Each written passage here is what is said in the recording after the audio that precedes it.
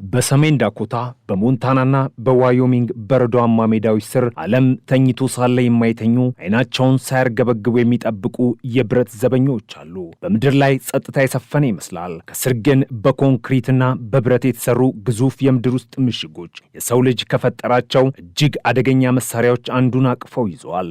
ይህ መሳሪያ የአሜሪካ መጨረሻ ዋስትና ካርድ፣ የዋሽንግተን የኃይል ምንጭ፣ እናም ለሩሲያና ለቻይና የሚሰጠው የዝምታ ማስጠንቀቂያ ነው። ስሙ LGM-30 ሚንትማንስሪ ይባላል። አሜሪካ በኒውክሌር ጦርነት ዶክትሪን ውስጥ የምትከተለው የሶስትዮሽ ጦር የሚባል ስልት አላት። ከባህር በታች በባርኩዳ ሰርጓጅ መርከቦች፣ በሰማይ ላይ በቢቱና በቢ52 ቦምብ ጣዮች እንዲሁም በምድር ላይ ደግሞ በዚህ ሚንትማንስሪ ሚሳኤል ታጥራለች። ከነዚህ ሶስት አማራጮች መካከል ሚንትማንስሪ የአሜሪካ ብቸኛ የምድር ላይ አህጉር አቋራጭ ባለስቲክ ሚሳኤል ነው። ለ50 ዓመታት ያህል የአሜሪካን ሰማይና ምድር ሲጠብቅ የኖረው ይህ አዛውንት ሚሳኤል ዛሬም ድረስ በዘመናዊ ቴክኖሎጂ እየታደሰ የዓለምን የኃይል ሚዛን እንደጠበቀ ነው። የሚንቲማንስሪ አስፈሪነት የሚጀምረው ከስሙ ነው። ሚንቲማን የሚለው ስም የተወሰደው ከአሜሪካ የነጻነት ጦርነት ታሪክ ሲሆን ትርጉሙም በደቂቃ ውስጥ ለጦርነት የሚዘጋጅ ወታደር ማለት ነው። ሚሳኤሉም ልክ እንደ ስሙ ነው። እንደ ሩሲያው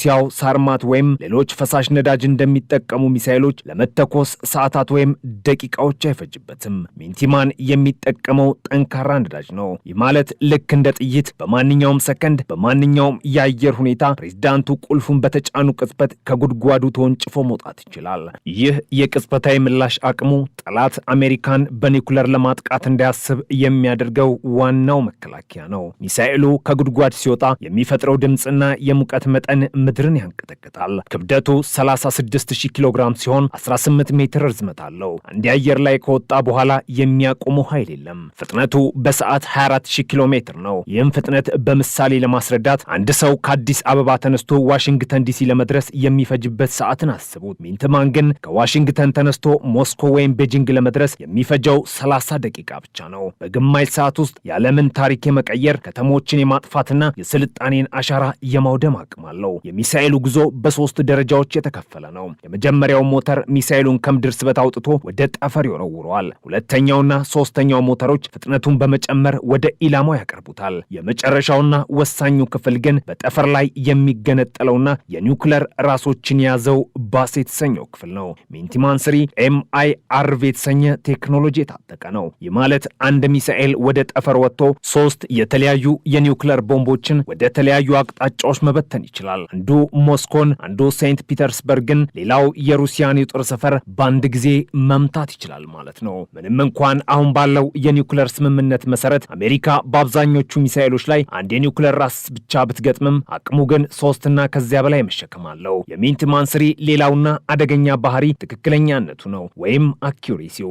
የሩሲያ ሚሳኤሎች በግዝፈታቸውና በሚያደርሱት ሰፊ ውድመት ሲታወቁ፣ የአሜሪካው ሚንትማን ግን በመርፌ ቀዳዳ የመሽለክ ያህል ትክክለኛ ኢላማ መምታት በመቻሉ ይታወቃል። ከ10000 ኪሎ ሜትር ርቀት ተወንጭፎ የታለመለትን ኢላማ በ200 ሜትር ስህተት ውስጥ የማግኘት ብቃት አለው። ይህ ትክክለኛነት አሜሪካ የጠላትን የኒውክሌር ማከመቻዎች ወይም ጠንካራ የጦር ምሽጎች ነጥሎ ለመምታት እንድትጠቀምበት ያስችላታል። ነገር ግን ይህ ሚሳኤል ያለ ፈተና አይደለም። ሚንትማንስሪ ወደ አገልግሎት የገባው በ1970ዎቹ ነው። ማለትም ከ50 ዓመታት በፊት። በቴክኖሎጂ ዓለም 50 ዓመት ማለት የዘላለም ያህል ርቀት ነው። ብዙዎች የአሜሪካ የኒውክሌር ኃይል አርጅቷል ብለው የሚተቹት በዚህ ምክንያት ነው። አንዳንድ ሪፖርቶች እንደሚያሳዩት በሚሳኤሉ መቆጣጠሪያ ክፍሎች ውስጥ አሁንም ድረስ የድሮ ቴክኖሎጂዎች እንደ ፍሎፒ ዲስክ ያሉ ጊዜ ያለፈባቸው መሳሪያዎች ይገኛሉ። አሜሪካ ይህንን ችግር ለመቅረፍ በቢሊዮን ዶላሮች ወጪ እያደረገች ሚሳኤሉን እያደሰችው ብትቆይም ከሩሲያው አዲሱ ሰርማትና ከቻይናው DF-41 አንጻር ሲታይ ሚንትማን የቴክኖሎጂ እርጅና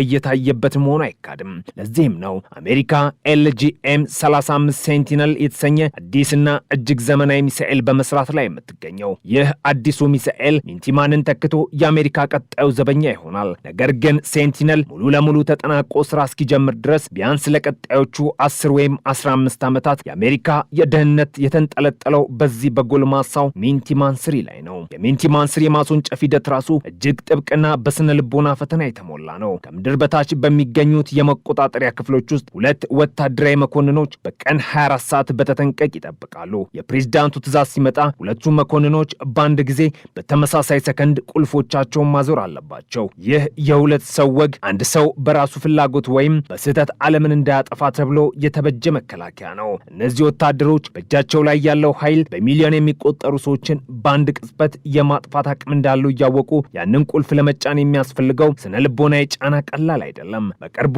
አሜሪካ ከካሊፎርኒያው ቫንደርበርግ የጠፈር ኃይል ጣቢያ ሚንቲማንስሪን በተደጋጋሚ እየተኮሰች ሙከራ ስታደርግ ቆይታለች። እነዚህ ሙከራዎች ዝም ብሎ ለቴክኒክ ፍተሻ የሚደረጉ አይደሉም። መልእክታቸው ለሞስኮ፣ ለቤጂንግና ለፒዮንግያንግ ነው። አርጅቻለሁ ብለህ ብትንቀኝ አሁንም አለው፣ አሁንም እሰራለሁ፣ አሁንም አጠፋለሁ የሚል የኃይል መልእክት ነው። ሚሳኤሉ ከካሊፎርኒያ ተነስቶ በፓሲፊክ ውቅያኖስ ላይ 6700 ኪሎ ሜትሮችን አቋርጦ በማርሻል ደሴቶች ላይ ያለውን ኢላማ ሲመታ ዓለም የአሜሪካን የኒውክሌር ጡንቻ በድጋሚ ይመለከታል። ከሩሲያው ሳርማት ጋር ሲነጻጸር ሚንቲማንስሪ በመጠን ያንሳል። የመሸከም አቅሙም ዝቅተኛ ነው። ሳርማት 10ና ከዚያ በላይ የኒውክሌር ራሶች መሸከም ሲችል ሚንቲማን በተግባር የተሸከመው 1 ወይም 3 ነው። ሳርማት ፈሳሽ ነዳጅ ሲጠቀም ሚንቲማን ጠንካራ ነዳጅ ይጠቀማል። ሳርማት የጥፋት መሳሪያ ሲሆን ሚንቲማን ግን የስትራቴጂክ መከላከያና የትክክለኛ ምላሽ መሳሪያ ተደርጎ ይወሰዳል። አሜሪካ የምታምነው በብዛትና በግዝፈት ሳይሆን በፍጥነትና በትክክለኛነት ላይ ነው። በአጠቃላይ LGM-30 ሚንቲማንስሪ ዝም ብሎ የብረትና የባሩድ ክምችት አይደለም። እርሱ የቀዝቃዛው ጦርነት ቅርስ፣ የዘመናዊ ዓለም የሰላም ዋስትና ነው። ዛሬም ድረስ በአሜሪካ ምድር ውስጥ ተደብቀው የሚገኙት 400 የሚሆኑት የሚንቲማን ሚሳኤሎች ዓለም ወደ ሶስተኛው የዓለም ጦርነት እንዳትገባ ያዙ የመጨረሻ ማስጠንቀቂያዎች። አንድ ቀን እነዚህ ሚሳኤሎች ከጉድጓዳቸው ከወጡ ያ ቀን የሰው ልጅ ታሪክ የሚያበቃበት ቀን ይሆናል። እስከዚያው ግን በበረዶ ስር ተኝተው በጸጥታ ዓለምን መጠበቃቸውን ይቀጥላሉ።